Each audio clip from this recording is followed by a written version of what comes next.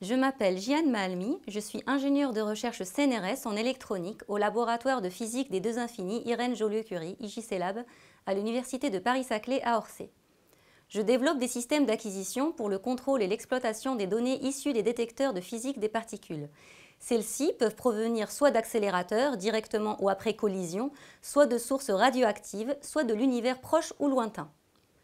Mon travail couvre les aspects hardware, comme le développement de circuits intégrés ou de cartes électroniques, les aspects firmware, qui consistent au développement de code pour les circuits numériques programmables, et les aspects software, c'est-à-dire le développement de logiciels de contrôle et d'acquisition de données avec interface utilisateur graphique.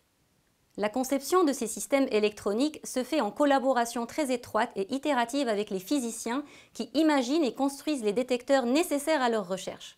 Ce travail en commun peut prendre des années, car il implique souvent le développement de circuits intégrés spécifiques. Pour pouvoir valider les systèmes en conditions réelles, nous sommes souvent amenés à réaliser des tests en faisceau. Cela consiste à placer les détecteurs dans un faisceau dédié de particules issues de grands accélérateurs comme à DESY en Allemagne ou au CERN à Genève. Ce sont en général des périodes de travail intenses car ces installations sont très demandées et le temps faisceau est très précieux. Nous devons donc réaliser les tests dans des délais imposés.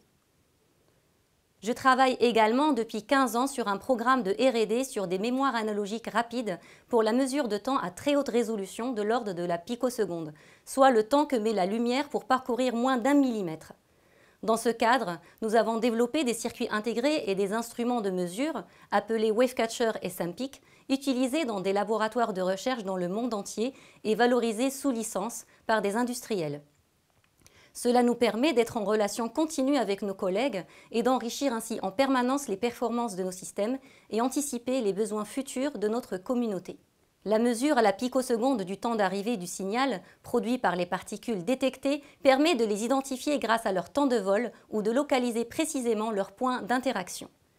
Cette technique trouve directement des applications sociétales, par exemple dans les développements de scanners de nouvelle génération de type TEP pour tomographie à émission de positrons qui sont dédiés à la détection des tumeurs cancéreuses à un stade précoce.